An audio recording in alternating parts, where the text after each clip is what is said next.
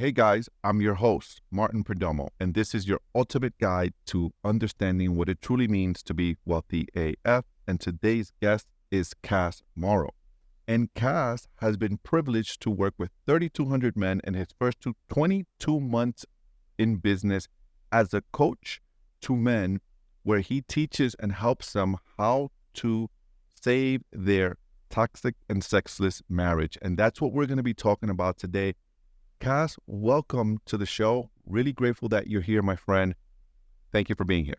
Well, thanks for having me, Martin. I'm super pumped to be here. And, I think it's really important to understand, I don't necessarily, I was the most abusive, toxic man on the planet. So what I want you guys to hear out there who are listening today, if I could save my marriage from the depths of hell, it doesn't matter if you've been abusive like me. It doesn't matter if you have divorce papers, if there's an affair going on. What we can talk about today is you have the power to influence change. If you're just roommates, get off your butt and get going here, man. We can make stuff happen. Let's go. Perfect. I love that, man. Being married myself, this is a subject that's near and dear to me, as I mentioned to you a few moments ago off air. And I just want to help men. I want to help men. I want to help couples as well. And that's what this podcast is all about. Being wealthy AF means relationships, money, values. It's whatever it means to you. And today we're bringing you here to discuss that. So let's start with, what is the definition of a toxic, sexless marriage? Let's start there. Ooh, well, I think toxic, when you've been through the level of emotional abuse I put my wife through, physical, sexual assaults, the restraining orders, the separations, that's clear that that's toxic, But I think, Martin, that it's way worse than that nowadays. I mean, men are puking their feelings all over their wife, praying for intimacy, begging for it, proving they're great men because they provide. I know a lot of your listeners will feel that for sure, right? I've worked hard. I'm providing. Why don't you want me? And I think that this is what starts the toxicity. So what I consider toxic is, it's not necessarily having to be a narcissist. We're dealing with that. I call it all violence, man. You should have a peaceful home.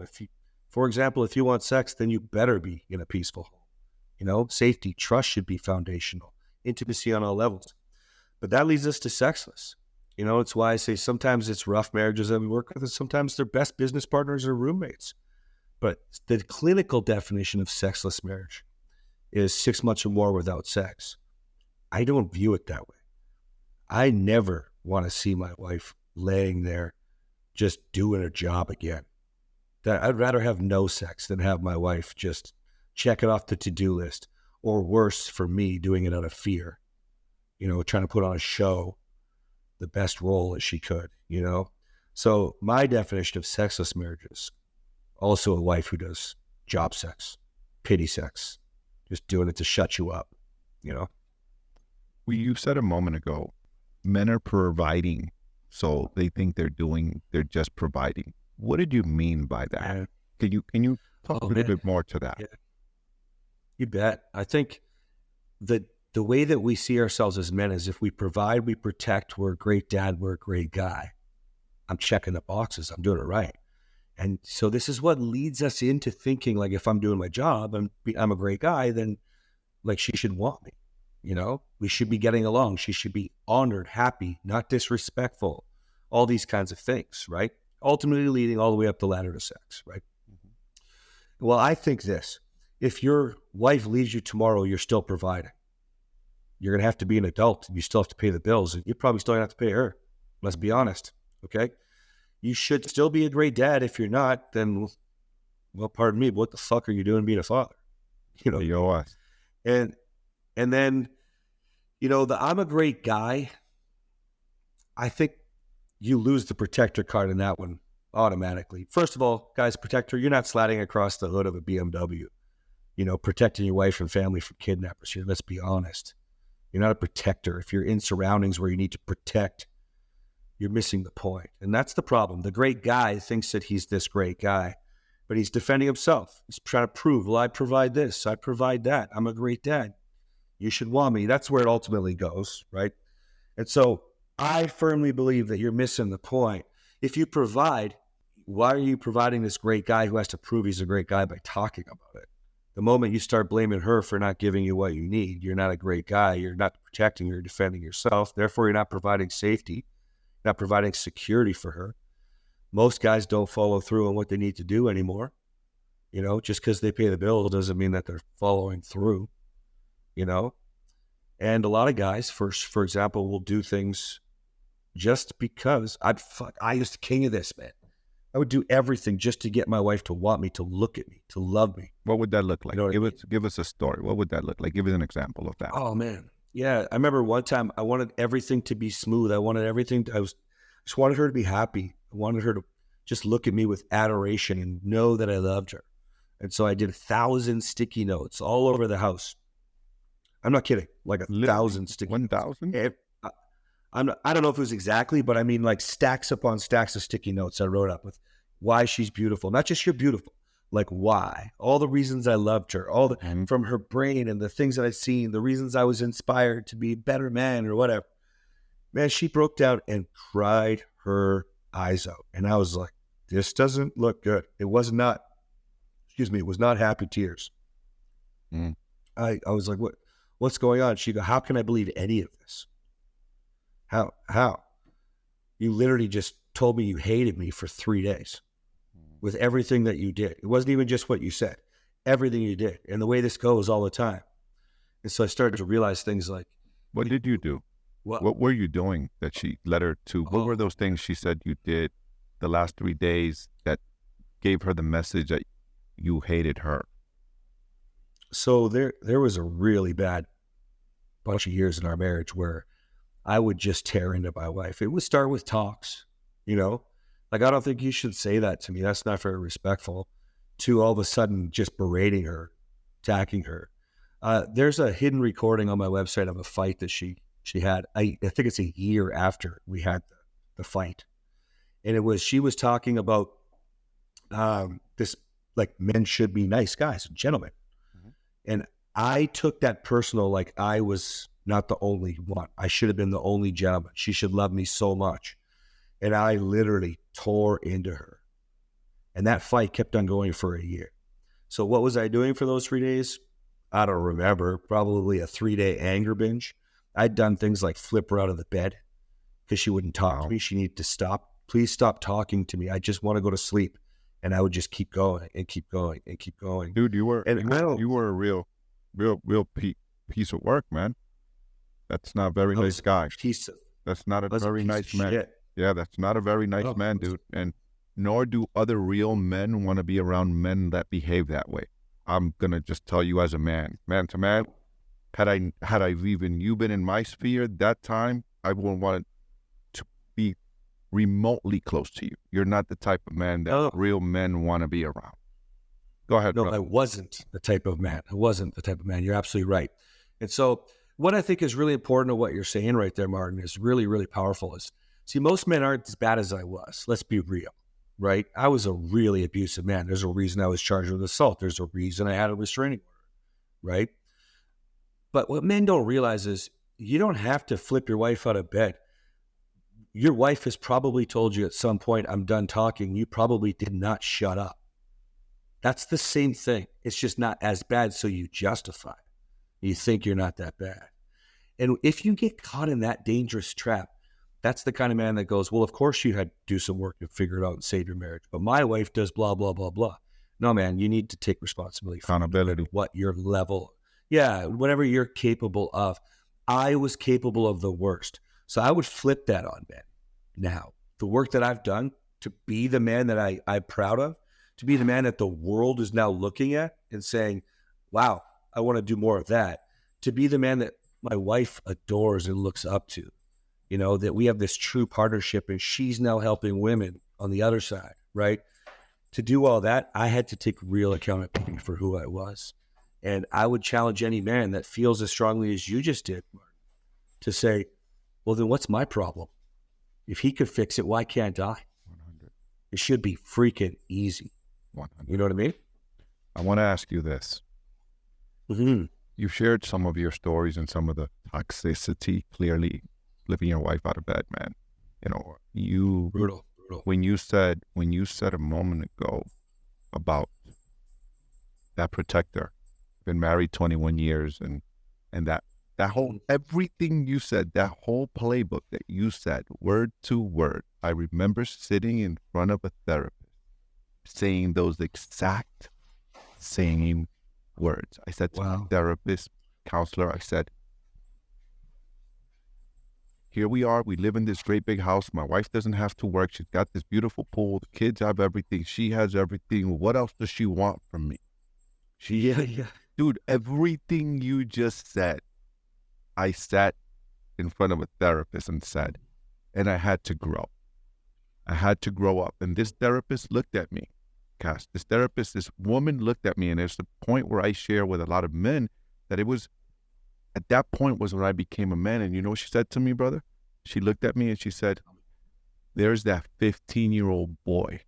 Men don't have to say when they're doing for their family. They just do. And that shit hit me like a ton of bricks. It was in that moment that I grew up, became a man. That is amazing. That is amazing. Let me tell your listeners what is so amazing about that. Just in case you guys missed this, he was able to click. Martin, you were able to click and go, okay, then I must be missing something here. Whatever I've learned isn't working, and I've been trying to talk my way into my wife's head, heart, or vagina, and it ain't working. So what the fuck do I need to do? What will work?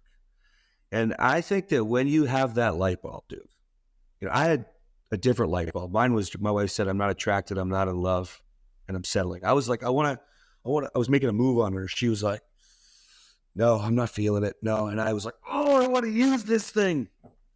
And pointed down, and she just sat me down. I'm not in love, I'm not attracted, and I'm settling. Oh, man. 3 days I was angry. I'm not going to lie to you. I didn't go back to the old, but I was the old guy a little bit. And then I clicked and had the same kind of moment, which is let the light bulb happen, boys, when it happens. Because when it does, man, you are unstoppable. You will figure out what needs to be done. What do I actually need to provide? What does protecting actually mean? What does it truly mean to be a nice guy, a great guy? And you're right, Martin. No man needs to talk about it. All these guys that call me a simp or a pussy online, my wife ain't calling me a simp or a pussy when she's banging my brains out. You know what I mean? She's boosting me up. She's loving me. You know what I mean? And so I think that's the point. If you can just take a step back and go, what's the light bulb need to be? I don't care. Just have the light bulb moment and then start learning, start growing. Good for you, man. Because you could have felt pretty ganged up on there and you could have been like, oh, fuck you. Dude, that's exactly how I felt. Real talk. Dude, I sat there and looked at this woman and I bit my tongue. And at the time, I was sleeping in one of my rentals because my wife kicked me out. 21 years, you go through stuff. We were young. We've been together since we were 16 and 15, 17 and 15, and 18, right? Kids. We were kids and kind of had to grow up together. And I literally remember getting in my car like yesterday and thinking, I'm not coming back. I'm paying this lady $175 an hour. Who the fuck does she think she is? This is all the stuff I'm saying in my car, right? I'm in my suit, my nice Audi going back to my office. And I'm losing it in my head. And then something happened in my head. It was like, maybe she's right. There was this little voice that said, maybe she's right. Be open to the possibility that what you've been doing hasn't been working. Maybe she's right. And I went back the next week and went back the next week. I'm still grateful to that woman. And for people like you that are doing the work you're doing. So here's my next question to you, my brother. What earns you the right to be the mentor and coach today? Tell us that story of where you used to have these angry binges, 7-day binges, angry binges, and where you had that breakthrough. Tell us that story. Tell us that process on how that happened and how you got to here right now. Yeah, that's great. So, when my wife had said that, I'm not attracted, I'm not in love, I'm settling, and I got mad, I clicked. That's when the real journey to come. You see, prior to that, a court-mandated restraining order and then the anger management, that doesn't give any confidence to your wife when you want to make changes. And this is now what would have put men in the same position where, so we'll say I'm even now, okay? So you're making all these changes, whatever your reason is, Okay. And you're getting nowhere. You're getting frustrated because it's not working. And then you typically get frustrated and you go back to blame. You feel victimized. You feel like it takes two, which, by the way, just side note, I think that you're saying to your wife, it takes you, mommy. It takes you to lead, mommy. Tell me what to do, mommy. But anyway, so from there, I just started learning. I mean, if I could read about it, I did. If I could beat it up with a marker, I did. If I could relate it back to experience working in group fitness, training women like a women's locker room for 20 years, I did. I could apply with my wife, I did. When my wife challenged me, I still keep going. That did not mean it was easy. That did not mean I did it right and perfect. That means that in the face of adversity, just like trying to make money, like a lot of your listeners, right? Trying to make money, you just pick yourself back up and you keep going. Same thing with my wife. I was just filling an emotional bank account. And then from there, I kept on going, just kept on pushing courses, coaches. I even applied business coaching. You know, I've worked with Alex Hormozy. I even applied a lot of his lessons. Yeah, I even worked with Alex Hormozy, and we, like the lessons you learn, this is before he started putting on social media, you know, relationship tips with sales. I just started to think, man, so much of this stuff crossed over, right? And I just started to put it together in a system. My course right now is 4th version based off now working with thousands of men and what do they need. So what gives me the right? Well, I think first and foremost, I'm not afraid to tell the truth. How many of you have been to, I'm going to use church as the best example. Anybody need prayer for their business? People put their hands up. Anybody need prayer for their relationship? But it's a freaking ghost town. You know what I mean?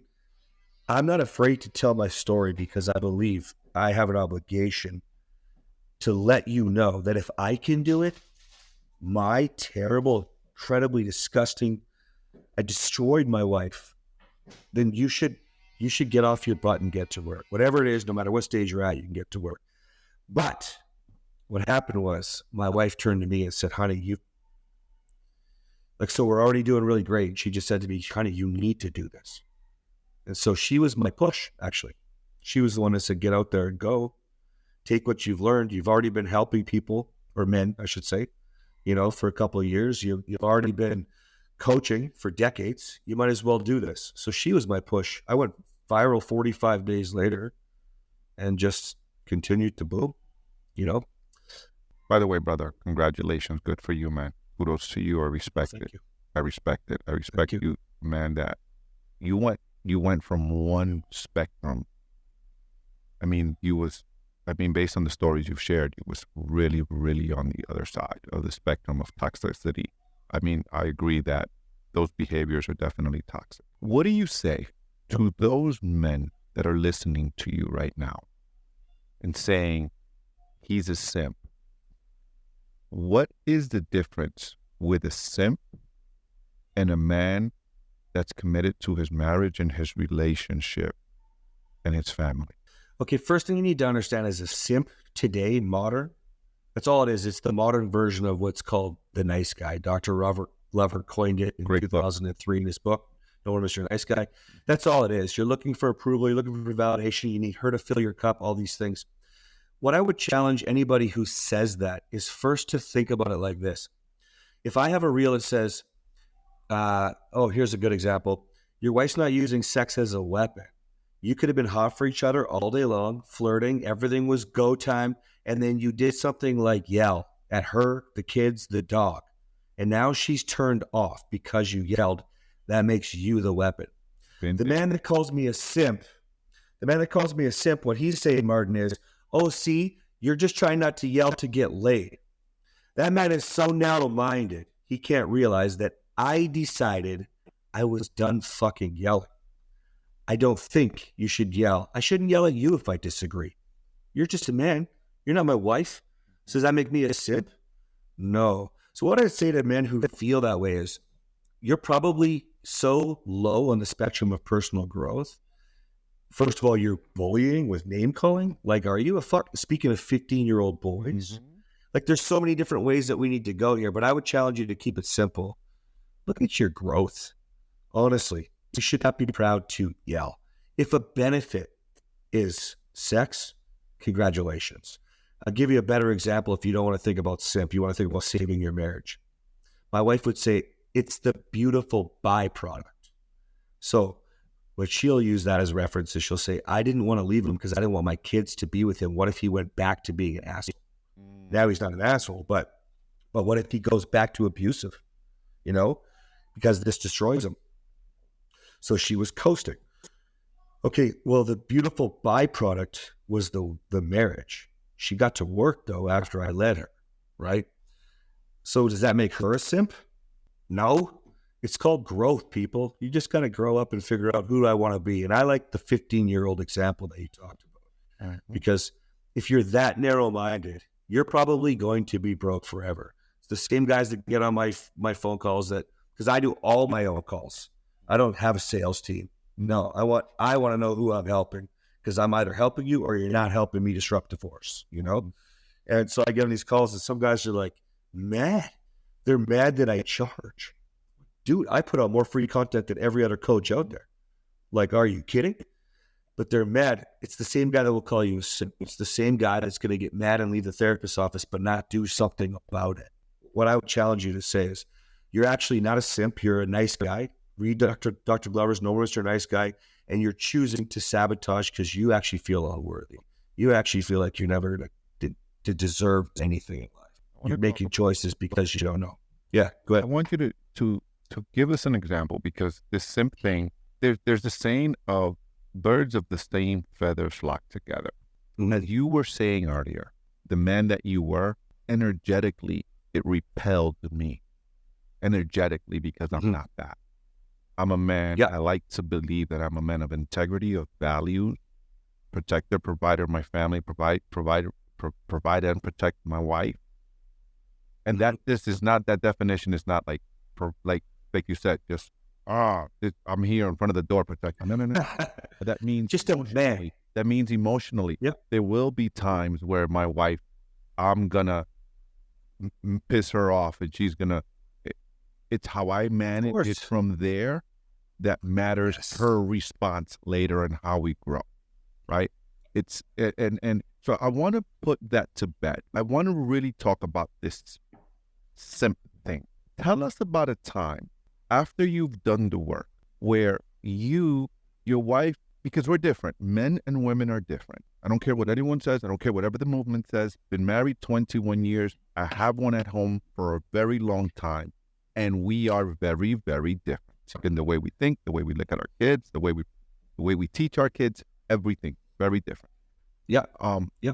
So tell us about a time where your wife was in her feminine and say, hey, hon, we need to do this way.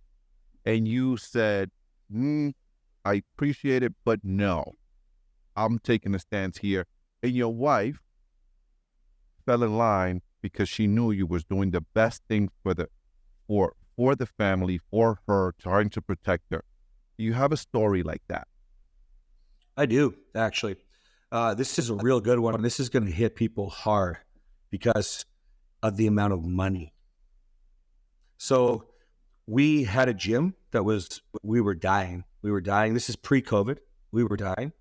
And I was, in my nice guy, blaming the world. Okay.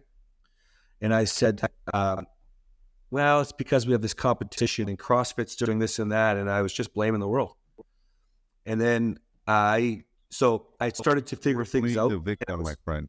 I hate being anyone's victim. Hands down. I hate being anyone's victim. That's why I'm so dead set against it. And I'll finish this story with another part that will attack that. You'll love that. So I was like, what do I do? Like, I was in a place where I could go work in the oil field, which is dead. Also, that meant construction was down. I was like, what do I do? I don't really want to give up on this gym I've had for 22 years. What do I do? But like, we were broke, and the twins were coming, the girls. And so I started to research. I'd never had a coach before. And I was like, I don't know what to do. I found Alex Hormozy, and it cost me $120,000. I had to borrow my friend's credit card to get started on the payment plan. And my wife was bawling, screaming so desperately against it. We can't afford it. You're talking about 120 grand, blah, blah, blah. And she went with it because I manned up and said, this is what we need to do. And then she went with it.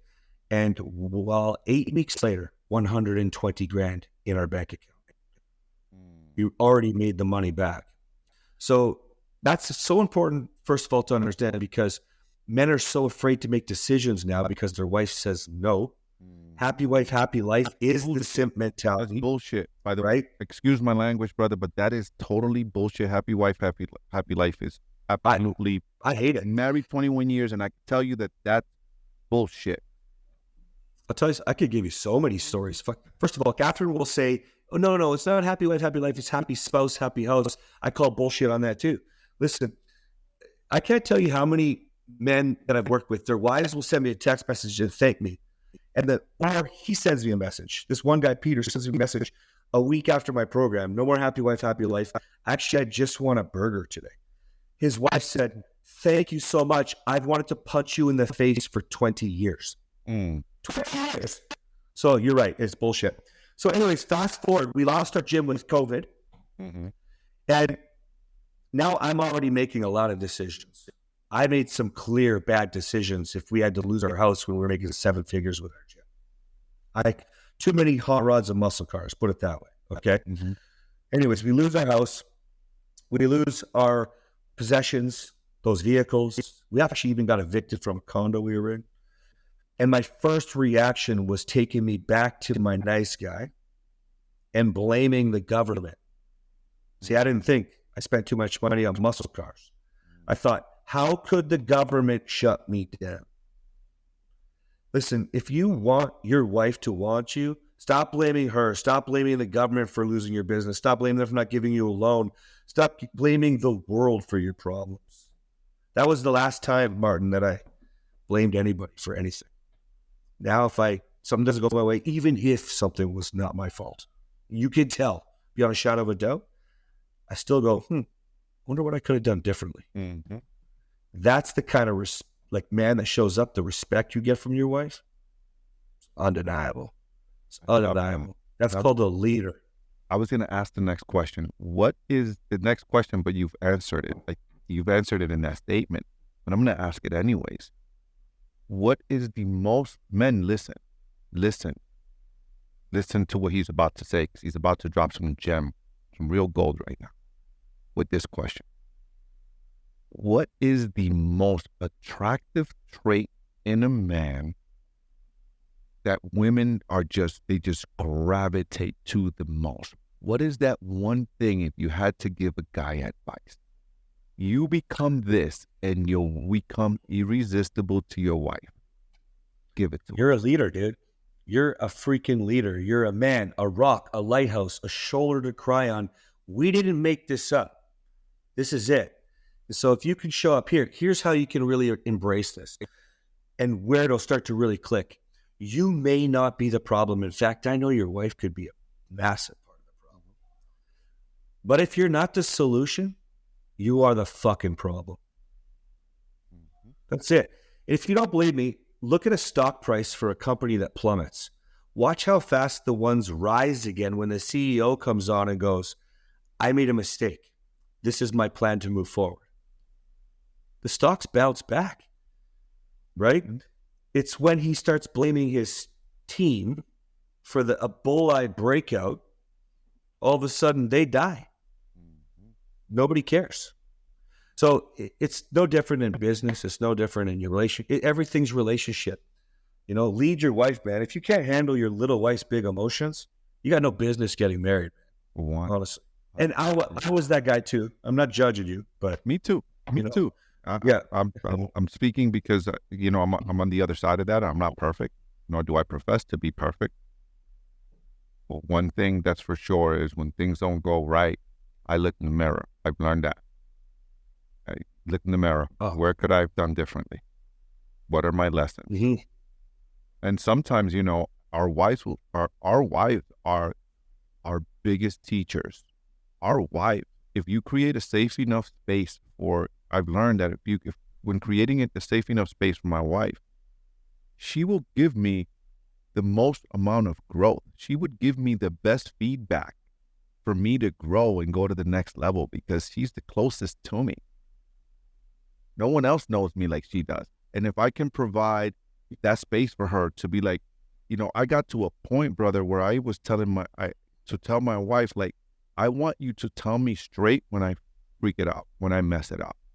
No, don't you? I want to create a space where you call me on it, tell me, so I can work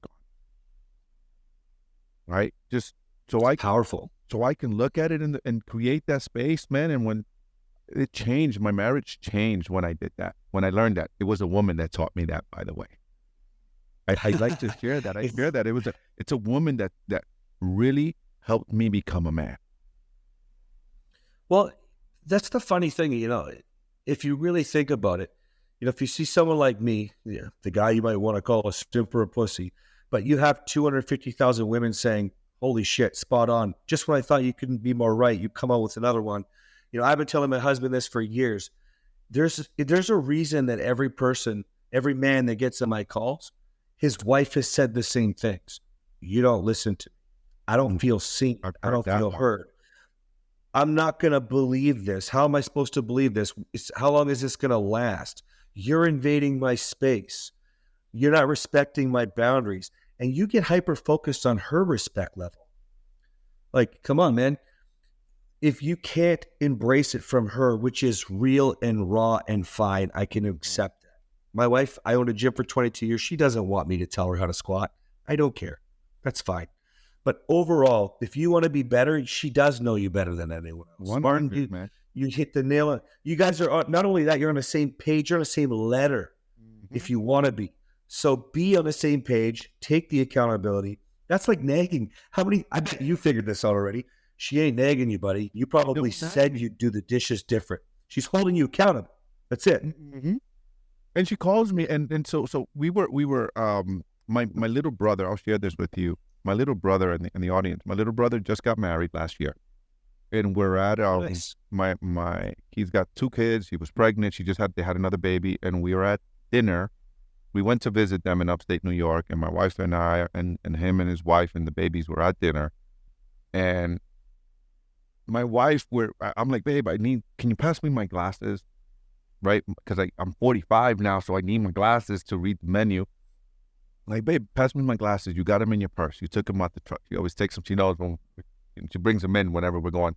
So she said something real slick. Like, I don't remember what she said. She was just teasing me, like this old guy you can't see or something. And the young couple, right? Young couple looked at us, and my little brother grew up with me, and grew up seeing us. And he said to his wife, because they would have taken it as an offense. Like, it would have been fighting for them. And and my brother was like, that's just how they are. That's the endearing words for them. And I just, like, whatever she said, it was like, I know how she meant it. It was just, that's our inner thing, right? Like, you shut up. Like, it's just it's our own little thing. And it was nothing but someone in the outside is looking at that, or even, I think back 20 years, I look at that, the way that played out, I would have been offended, and I would have been in my victimhood, and I would have been in my baby tantrum. Why you don't talk to me like that? You got to respect me. And to me, it was like, babe, just pass me the glass. You know what I mean? Well, that is so powerful. Like, because number one problem probably is you take things too personal, and your insecurity, your anxiety, whatever, your fear-based threatened state, whatever that is, I don't know, but you're going to all of a sudden take it personal and project a bunch of victimization, puke and crap all over your wife, instead of just, hey, what can I do?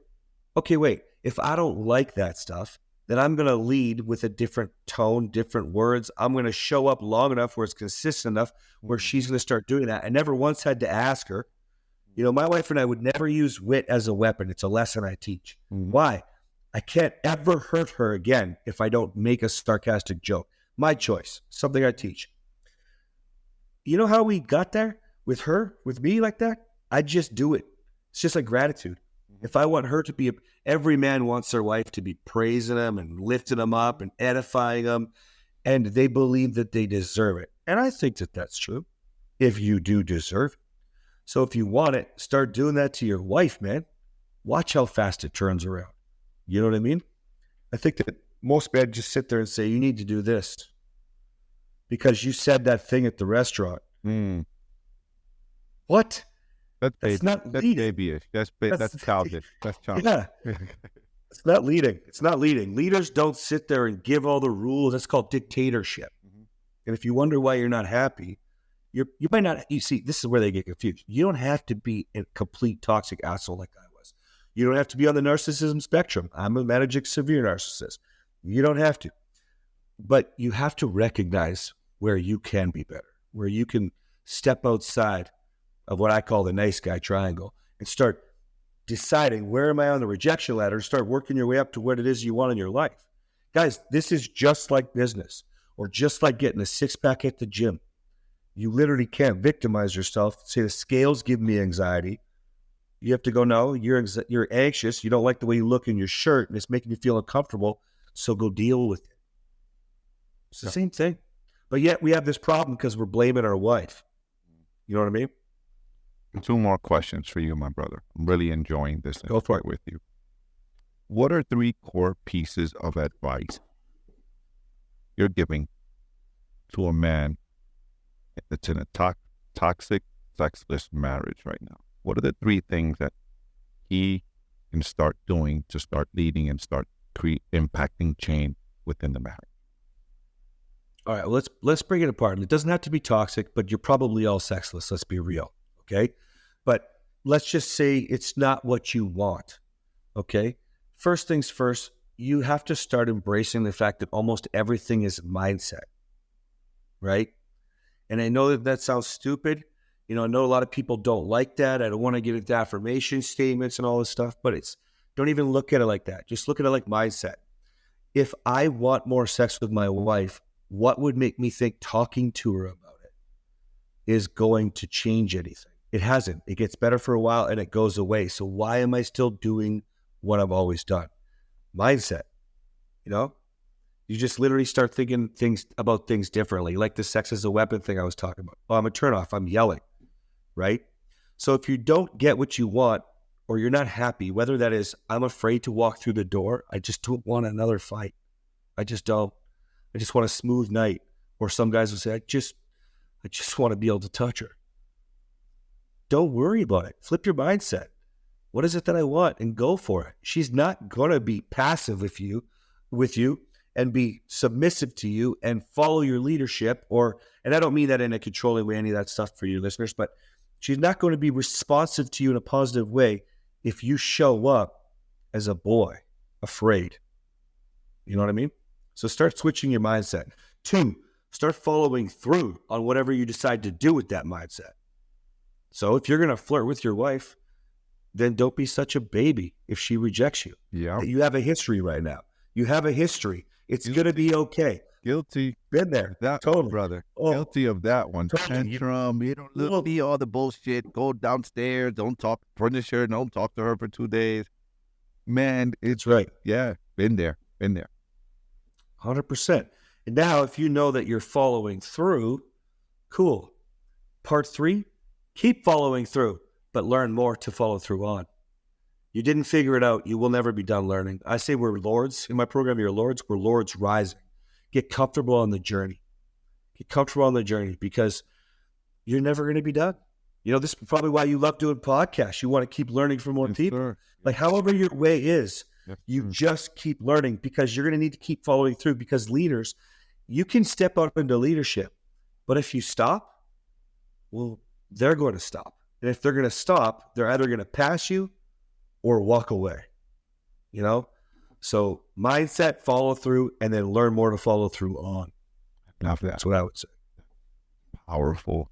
Man, I couldn't have said it any better. And my final question. Is there something I didn't ask you that I should have asked you that would have brought tremendous amount of value to my listeners and myself that maybe you didn't state yet?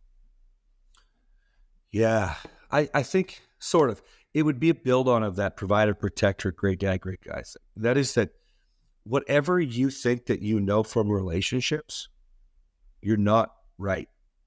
You weren't taught to be a man. She was not taught to be a woman. You were not taught to how to have sex, never mind be a marriage and a long-term commitment. I don't care if you have the best parents on the planet. You are influenced by everybody around you getting divorced. Nobody's telling the truth. That comment I said about church, nobody's. I was not going around saying, yeah, I trashed the house last night. It was a wild night. I feel terrible. Nobody's telling the truth. Did you go run around telling your buddies, yeah, she just laid there last night.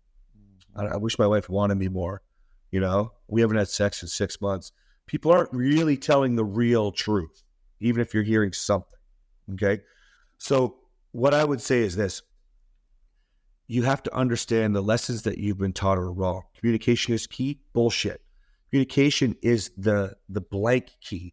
The skills are the grooves. You need to pick up some skills and learn so you can be communicating. Don't go to bed angry. Another one. What? What are you talking about? Don't go to bed angry. If you're going to flip your wife out of fucking bed, go to bed angry. Literally. Go to bed angry. You know? There's so many things that we're taught by society that are wrong. I say society lied, is my thing. But happy wife, happy life is another one that we talked about earlier, right?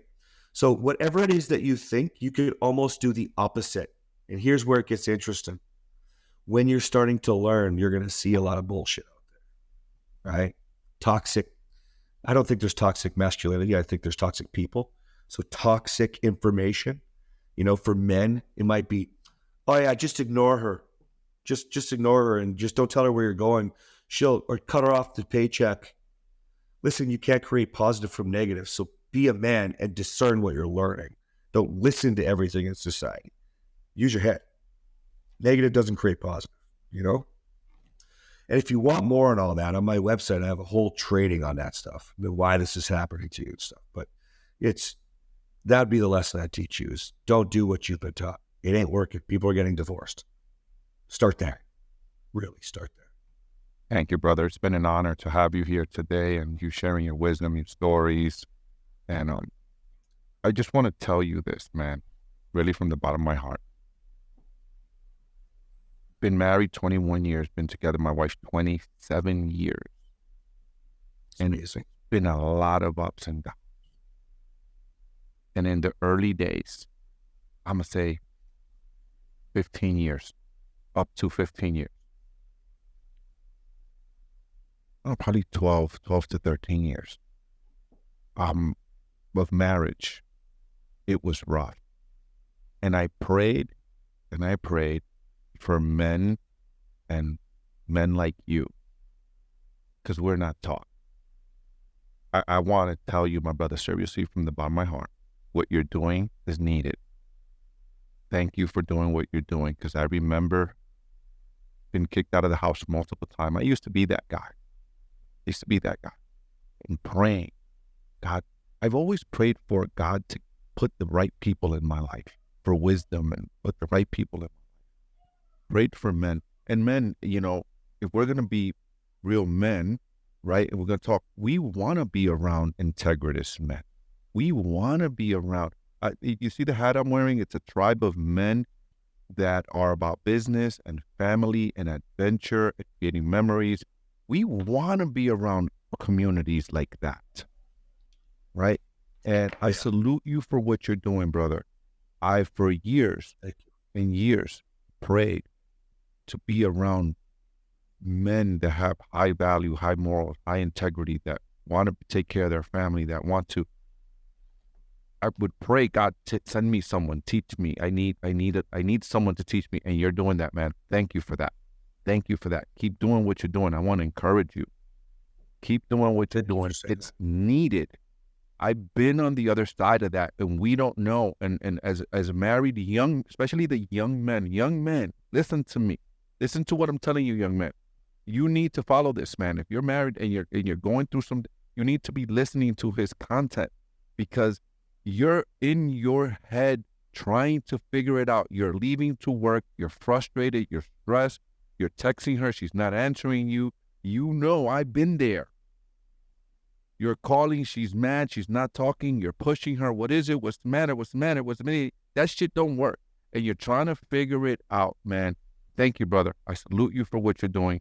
Thank you from the bottom of my heart. We need more men like you doing what you're doing. Keep doing. I want to encourage you. Keep doing what you're doing. You're doing good work out there for humankind, for relationships. for men. You're doing good stuff, man. We need more men like you. So thank you for that, brother. If people wanted to connect with you, how do they find you? Where do they find you? How can they connect with you? Morrow Marriage, so my last name, on social media, my website, morrowmarriage.com. And we have a podcast. Everything's Morrow Marriage. I even have a book coming out here pretty quick too. Try to make it more accessible for other men who just aren't there yet with finances and stuff like that. So there's lots of ways, but it's all Morrow Marriage. Let's go get your wife, man. Yeah, brother. Thank you, man. Really appreciate it. Make sure you guys check him out, and hope that this message that we shared with you today really helps you become the man or the woman that you want to be. At least it points you in the right direction, and it's what really means to be truly wealthy AF. You can have money, but if you don't have people to share the money with and create memories with, it means absolutely nothing. Nothing. Tony Robbins says that